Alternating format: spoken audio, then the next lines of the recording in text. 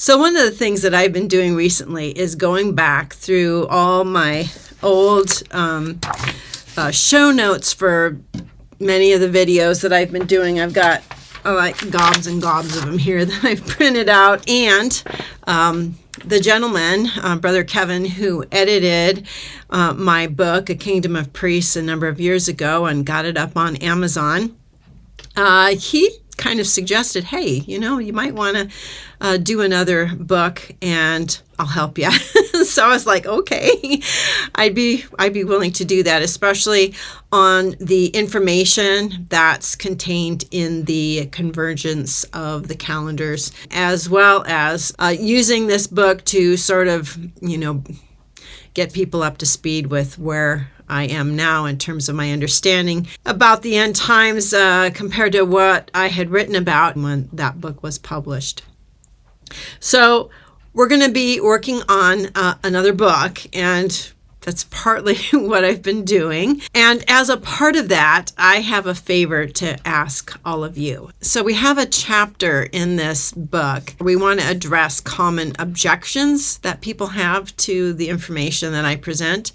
And what I would like for you to do, and this be super helpful to me, is if you could write in the comments section objections that maybe you've had with regard to the information that I put out there about the end times and the book of Revelation and Daniel's 70th week and Matthew 24 and all of that. People who come to my channel and they've been, pretty much indoctrinated into a certain kind of eschatology, a certain point of view, and they start listening to me and they have a lot of questions about what I'm saying, and there's a lot of conflict, and there's places where what I'm saying doesn't seem to agree with what your favorite Bible teacher or whatever has said about the end times. And so everybody's got questions. Everybody's had to come to terms with some kind of theological issue that they hadn't thought of before.